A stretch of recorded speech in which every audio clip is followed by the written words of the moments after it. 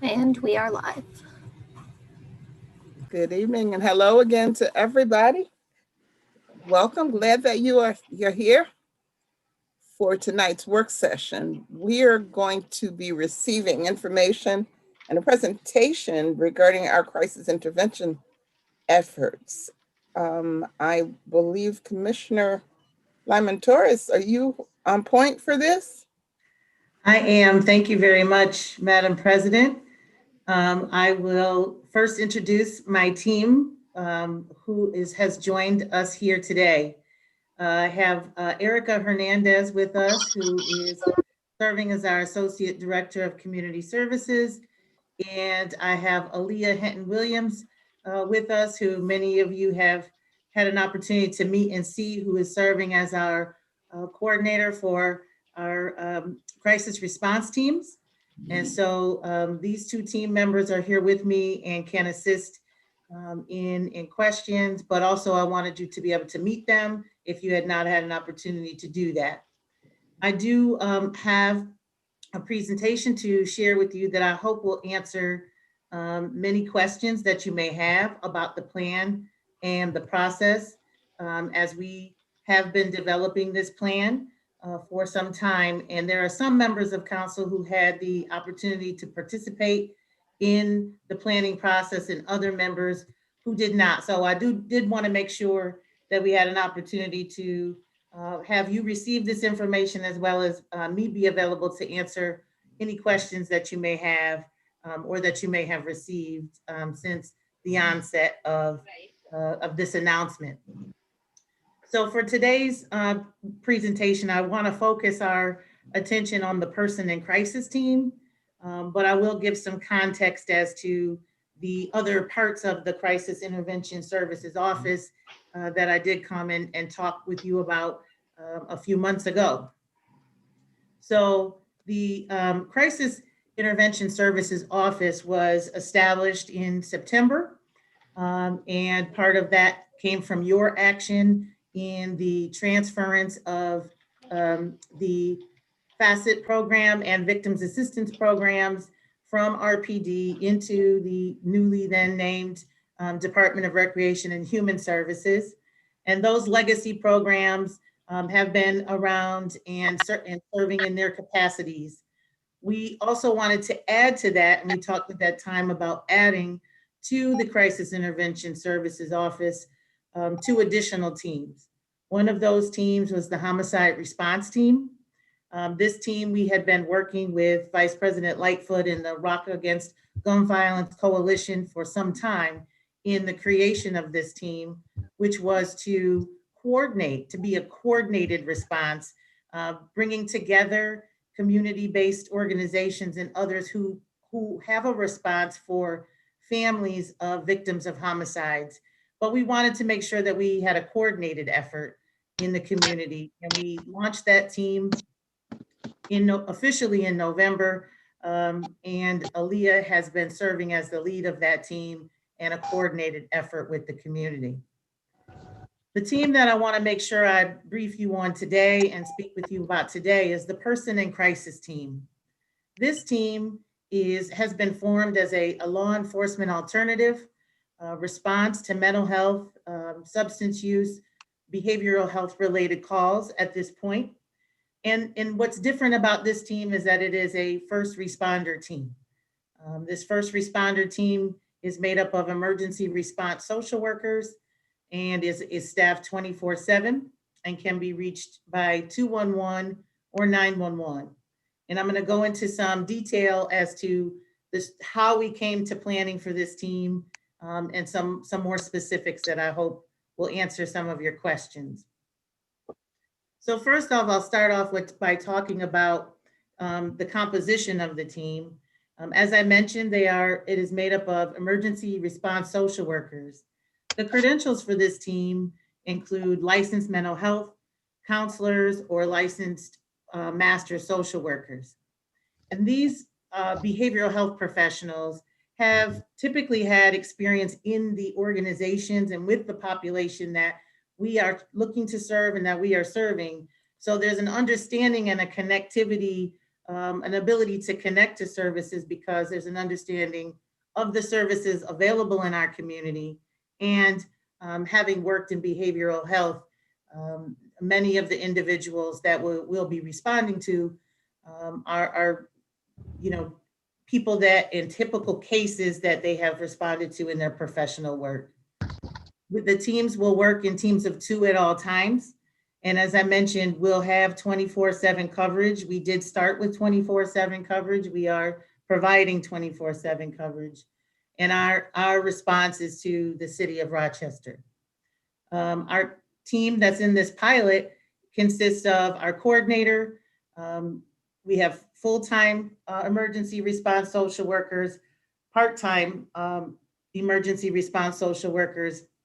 And we're using the term per diem, but it's really part-time is the best way to explain it, in that they typically have other practices or jobs, but will be working as a part of the team, some multiple shifts per week. So it's a comprehensive team of these professionals. This infographic, there's a lot here. I will focus us on the middle, but I wanted to provide context again, just that this process and this system that we're looking at is beyond just our emergency or first response. There's an entire system that needs effort and needs work. And as a community, we have acknowledged that. And there is a Monroe County Mental Health Task Force. I've been participating on that. This work that we have done together, we've done work together to make sure that our efforts are in alignment with what we are doing systematically to respond. And so there are goals that we have as a community to look at things we can do to avoid crisis in the first place on the front end. And then there are goals that we have to look at how we can strengthen our support and care network on the other end. But for our purposes, I kind of put a circle around the fact that we've been focused with the PIC teams development, which falls in this second area, which is how do we respond to people who are in the community and are not in a system and need to be connected to care. So there's a 3-tiered approach within that second goal that I had on that infographic, where we really want to make sure we are taking the calls and classifying them in different levels. And so there are levels of acuity or complexity that calls are kind of categorized in as they come in based on a series of assessments that have been in place with 911 for many years. That assessment is not Commissioner Torres, just for the sake of understanding, can you explain MH and SUD? What do they stand for, please? Yes, absolutely. So MH is mental health and SUD is substance use disorder. So those two acronyms that you can see there, and I apologize, I know we like to use a lot of acronyms in our work, but to be clear, it's mental health and substance use disorder. And those are the types of calls that we've started taking a look at how they can be categorized. They fall under the umbrella of behavioral health, and how they can be categorized on whether or not someone can respond with telephonic support, whether someone needs an in-person response, or whether someone needs, that the need is very high and complicated and may include weapons or violence. And in that case, requires the highest level of public safety response, which would include law enforcement and EMS. So there's been a lot of work that went into this 3-tiered approach and actually creating a 3-tiered approach when there really had been a 1-tiered approach for our system. To be a little bit more specific, a flow chart and a process of what's called selective dispatch was created. Dr. Jeremy Cushman, I know you've heard his name before, is the doctor that is in charge of the EMS protocols for the county and for the community, and has the most experience in dissecting the call types that we receive, the kinds of crises that happen in our community, and how we can develop a selective dispatch model that can take some of those call types and divert them to an alternative response based on a very detailed set of criteria. So this set of criteria led us to looking at psychiatric level calls and knowing and understanding how many of those calls had come in through 911 in 2019. We used the year 2019 as we were planning. And we were able to understand how many of those call types would be potential to be diverted to the PIC team. So out of 6,159 of those types of calls that came in our pilot, about 2,600 of those could be transitioned to the PIC team, which is about 43% of those calls. So 43% of those call types were eligible for a different response.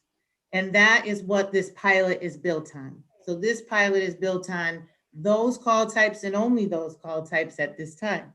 And that's purposeful and intentional so that we can monitor and measure the assessment of what we are doing.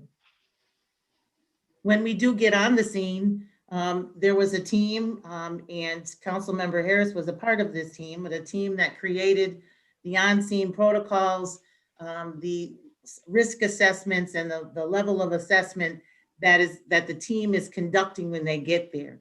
Assessing first the scene for safety to make sure that the scene is as described by the caller to 911, to make sure that there's still the appropriate response. Once that's been determined, there's an assessment for the individual. Is there a de-escalation that's required immediately on site?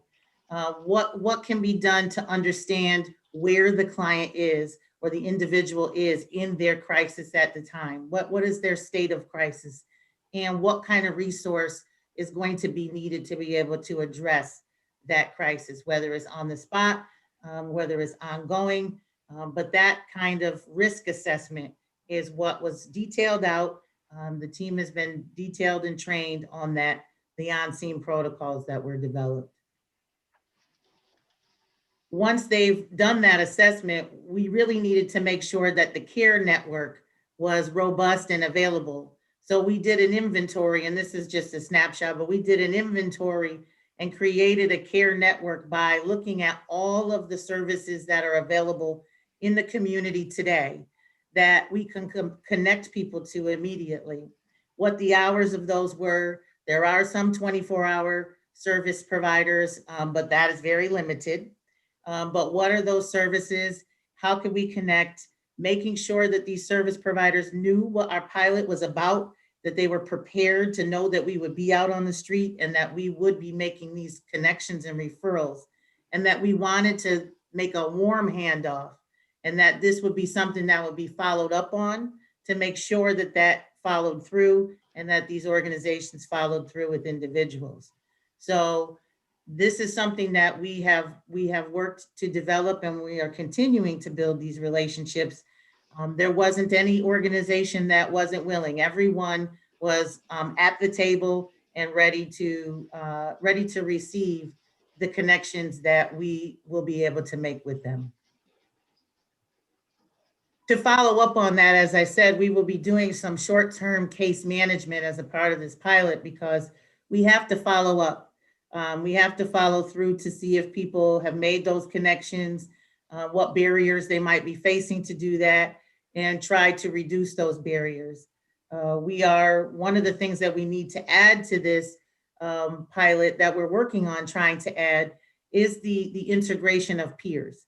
So we know that peers and people in recovery serve as excellent navigators that help people get over some of those barriers to entry, some of those barriers to going into that next step.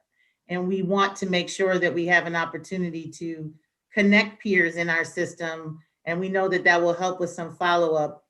That's what you'll see on the next slide. In this pilot, we're trying to inform where and how to best activate peer navigators. And we're also working with some foundations to identify some funding to add peer navigators to this pilot, because we do believe that they will add a significant value to connecting people to service more successfully. We've seen that in models across the country, and we know that that works, and it works here in places that we use it. The pilot expenses, that's a question. This is how it breaks down. We have staffing expenses as our largest expenses, you could imagine. Also, we have some contracted services, which you have seen come before you. Our technical assistance that we received from Cahoots, the Cahoots model and Whiteberg Clinic, our recent agreement with 211. We also have some smaller agreements that we had, in particular with CCSI for clinical supervision and training for ongoing training of our emergency response social workers. That is a professional requirement to receive clinical supervision, and we certainly want to make sure our professionals are receiving that. So this pilot is here, and you know the funding that council allocated for this purpose, and you can see here that it was necessary, and the additional funds were necessary for this pilot. It also allows us to understand what it would take to scale up if the pilot is successful and in this program is to be scaled up. We have an understanding of the threshold that it would take to do that. Yep. Just a couple more things I want to say about some metrics, just to let you know how we'll be monitoring that. So we have put in place some key metrics that we are measuring. We are going to look at the percentage of calls that are transitioned.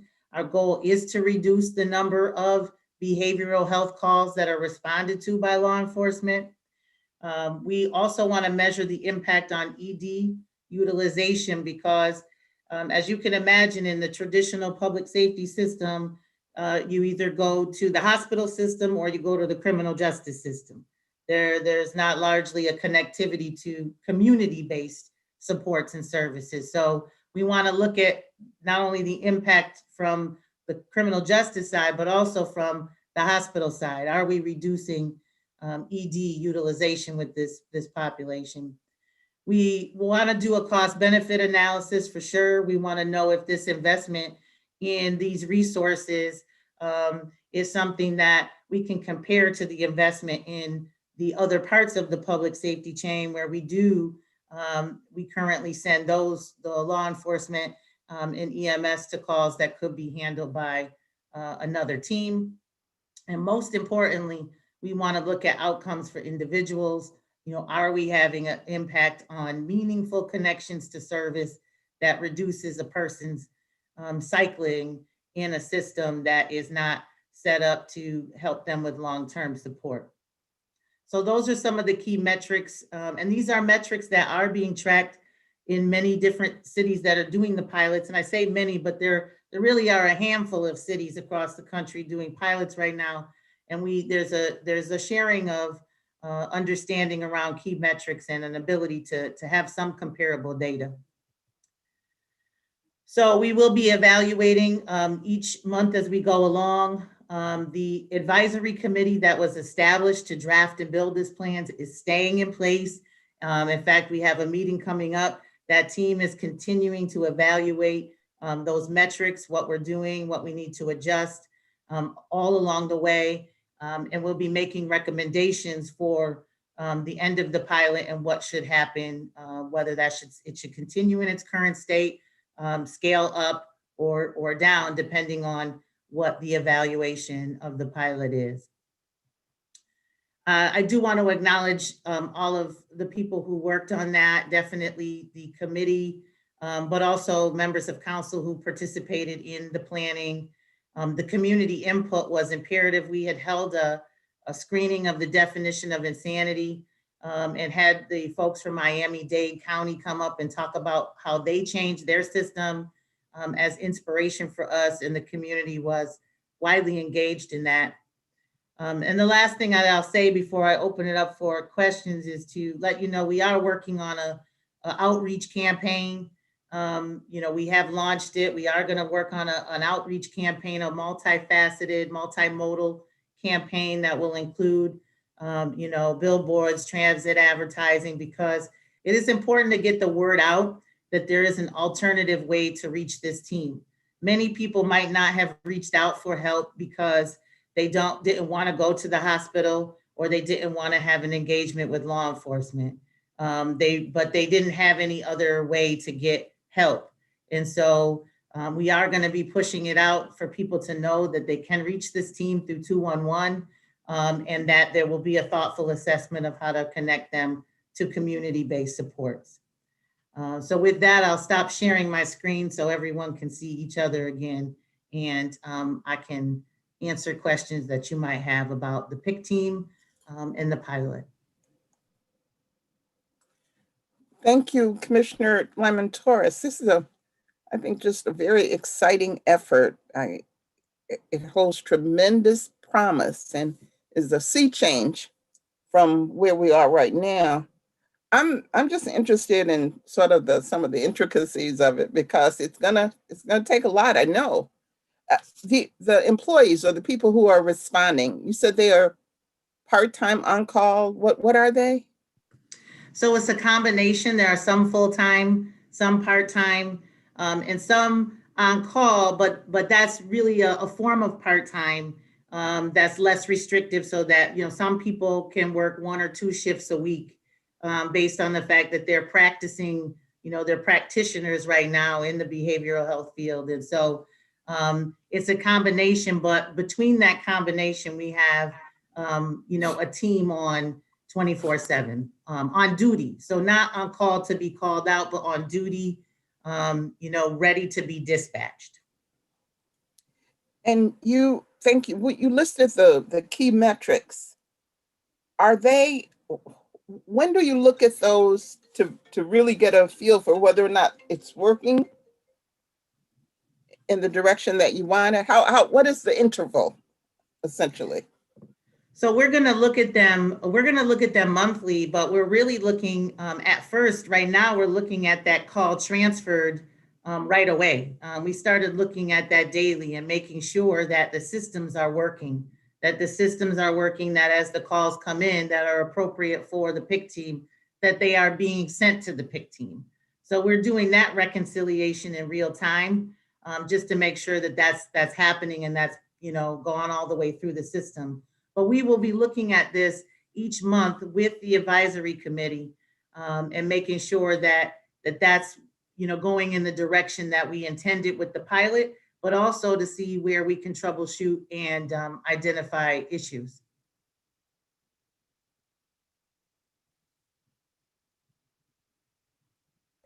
You're muted, Madam President. You're muted.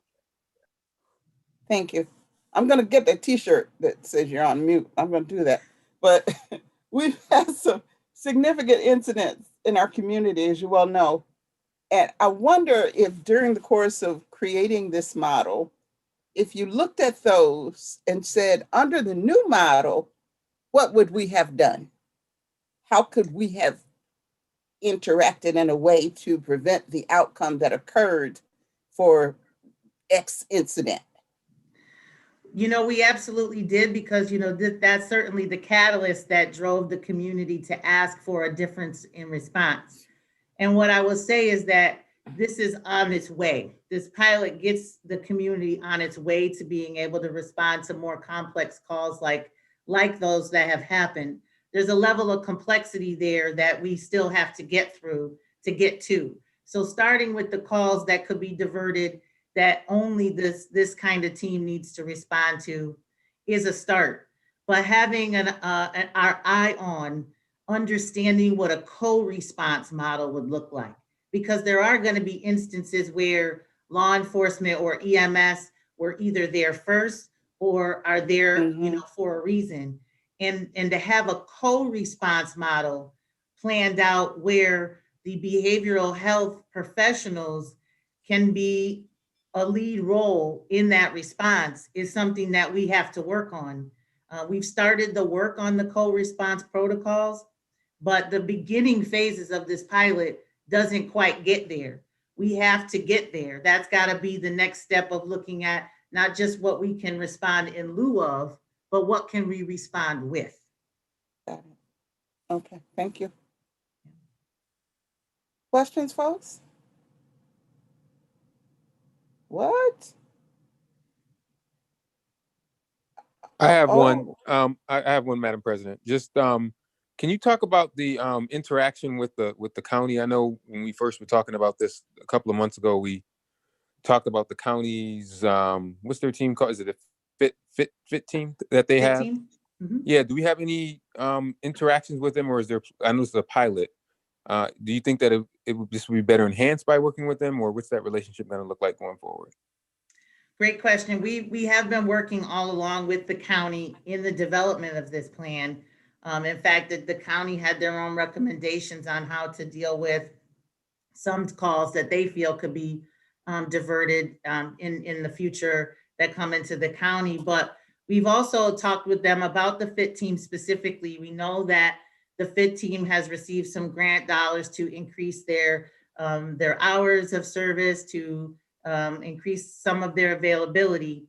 And we also know that at this time, the model for the FIT team is not going to change, in that they will continue to be initiated by law enforcement and called out to scenes by law enforcement. So given that, we will be working with them. Our team of social workers has met with them. We will have regular meetings with the FIT team. We will be working in conjunction with each other. So we have established that relationship, and we have the open dialogue about case levels and levels of response. And just because the PIC team is here doesn't mean the FIT team won't respond to the city, because they very well may and will, because the city is still a part of the county and receives those countywide services. So we have worked together to make sure we're not duplicating efforts, but that we're complementing efforts in the types of calls that we're responding to at this time. So it's been a close relationship. And I know that there's been a lot of discussion on their side on the county side about what to do there. But I know that, they have been in full support of the launch of the PIC team. Thanks. Commissioner Torres, I would just offer for consideration, because this is such a new program and we're moving and we're charting on new territories, and potentially, after the Race Commission report, as well as the Wilma Hill report, as well as, the task force with police accountability and that they're doing. And there's so much things that are working in conjunction with this work, right? And looking at reimagining, of course, we're changing our responses to certain incidences that normally police respond to. But then we also have to look at how is this going to affect us financially? Because I know that, ultimately, this is a direction that the community wants to go in. And I think we all support that for the most part. I would offer for consideration biannually reviews like you're doing now, maybe in January like you're doing now, this time frame, because it's after the year review, where we're seeing after the spike of what happened from last year, and then we're able to review where we are now. And then maybe prior to after the budget in June, where we see the spike of crime, the spike of violence tends to increase around the summer months. And then the proactive approach of how we're dealing with that through your team and the impact that that's having on your team prior to you getting deep and heavy involved in the increases we normally see historically around violence within our city. So I would offer for consideration that we have those standing biannually updates from your team, as well as quarterly reports that are done physically, the written reports to us to see and channel the needs, where we are with meeting those objectives that you're trying to meet, the goals that you're trying to meet. Where are you as far as resources and what's needed, what's working, what's not working, and how can we assist as council to better keep helping you to meet that need of those objectives, and what things could be changed, because this is going to be constantly something that is going to be constantly massaged and changed as it moves and you learn it. So we want to learn that with you.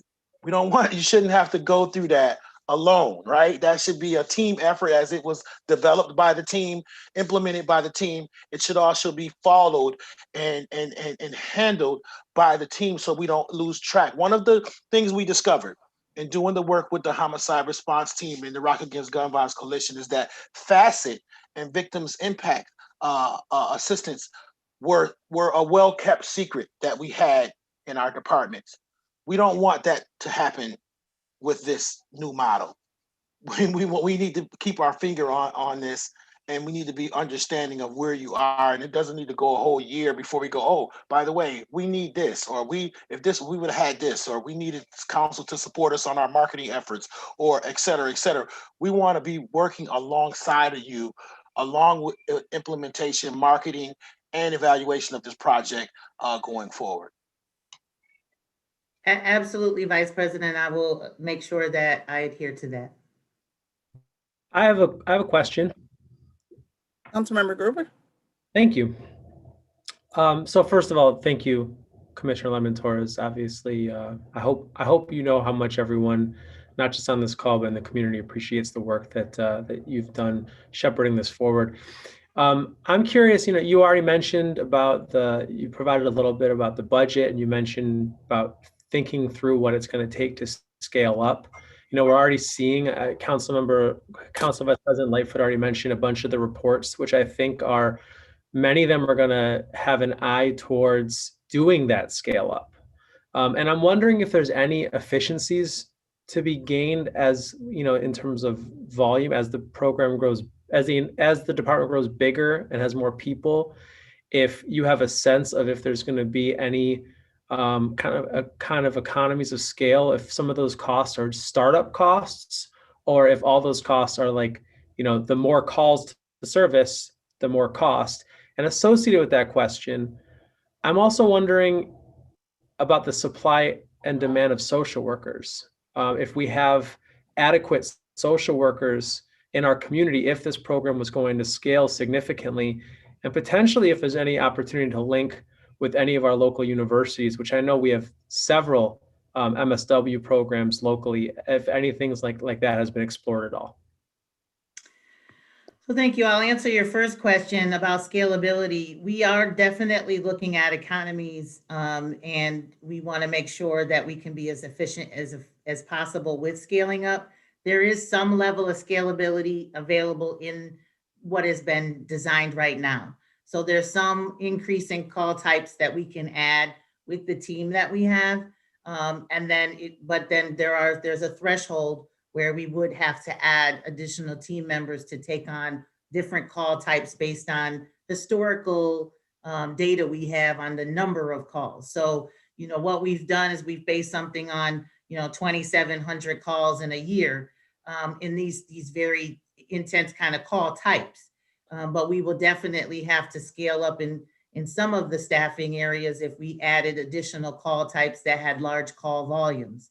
That's what we're going to do the cost benefit analysis to be able to see, is scaling up in this team more cost effective than scaling up in other parts or other departments in the city. And I think that, back of the envelope is yes, but we certainly want to do that thoughtful analysis. To answer your second question, the social work issue, right now, we have been fortunate and able to recruit social workers that not only are skilled, but also reflect the community and that come from the community and are like the community. We do have some areas where we really need to emphasize that the local programs work on, and that is, Spanish speaking MSWs in particular, and licensed mental health counselors that are bilingual. That is definitely an area that our community as a whole needs to work on. And we will be doing outreach to the higher education institutions that have social work programs, not only to talk about this as a career option and let people know that this kind of service is out there, but also to let these institutions know they have to recruit from communities of color, and they have to recruit student bases that reflect the people that we'll be serving, and that this is an opportunity. So right now we haven't hit any walls, but I know that the language barrier is a real one, and the pool of candidates that are bilingual is small, and we really need to work on increasing that. Yeah, well, the only last thing I would say about that, and I'll try to stay as positive as I can be on this, is that our local institutions of higher education, I hear a lot of talk about wanting to help our city. I hear a lot of talk about wanting to participate in the good work that we're doing. I don't always see it in action. And part of that, I think, is because we as a city don't always make very specific, tangible asks. And I'd like to change that here, because to me, there's a very specific, tangible ask. And it's all the things you mentioned. It's also about the costs of becoming an MSW or a licensed mental health counselor. It's also about creating the pipelines between our CSD and some of those institutions. And I'd love to see, as this department continues to grow and mature, to be able to make some really tangible asks to higher ed and let them, put their money where their mouth is. Councilmember Melendez? Yes, thank you, Madam President. I just had a few quick hitter questions, I think. So one, I wanted to know, how does this work also interface with Pathways to Peace? Is there a connection here at all? And if you could explain a little bit about that. And my second question was, how large is the PIC team at this point in time in terms of staff? So the Pathways to Peace connectivity really would come in maybe if there was some recognition while they're doing street outreach that the PIC team could be of use, or that an individual might be able to benefit from the PIC team. And because we work so closely with Pathways to Peace on the homicide response team and our other work, there's a connection right there to Aaliyah as our coordinator for Pathways to say, this person probably could use the PIC team.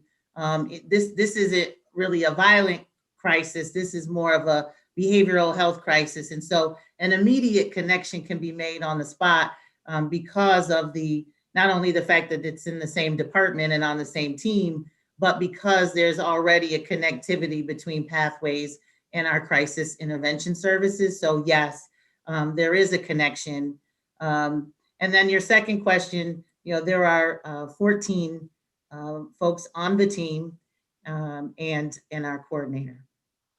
All right, one final question, sorry. The care network that you referenced in the presentation, is that publicly available so that people understand the services that are connected to this effort? It will be on our website. We'll be able to publish our plan, which has the matrix that we've created. And really, it is definitely the same set of service providers that are already, in the community and a part of the 211 service directory. But these specific organizations and programs, we have made outreach to about this program and have agreement for them. So when we will be publishing this on our website and they'll be able to find that there. Great, thank you. And thank you all for your work on this.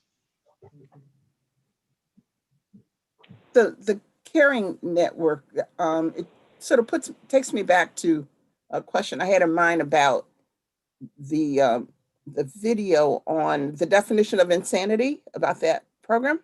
So the thing with that was it really tied also to impacting homelessness, because many of the people that they were dealing with, there were mental health issues and they'd become criminal and all of that, and they wind up back on the street. So what was your impression of that effort and how it might be fruitful in terms of ideas for ours?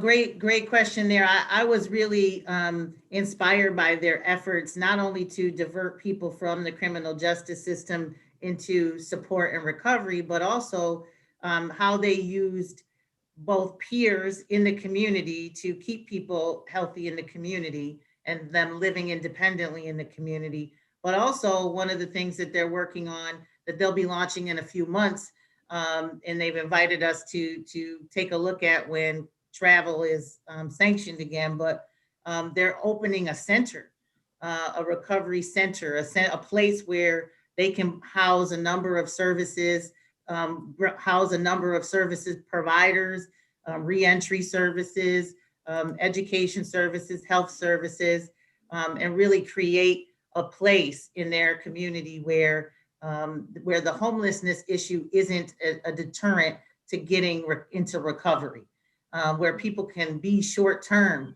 and really get the help they need to stabilize and to be able to return to community-based living successfully. So they have worked on that for the course of 20 years, this plan in Miami-Dade, and it's coming to fruition. They were able to repurpose a facility that wasn't being used and to transform it, and they are opening that this year. Okay. Are there any other questions?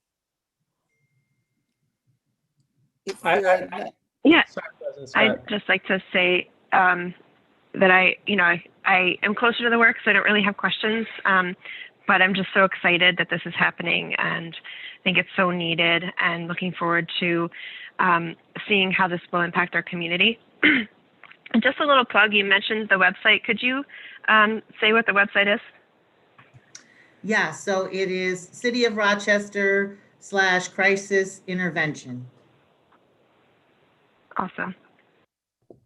Can I Councilmember just, Gruber? yeah, just one last, hopefully brief question. So, a lot of the purpose of this is to obviously bring a new level of comfortability for people to be able to make calls for service.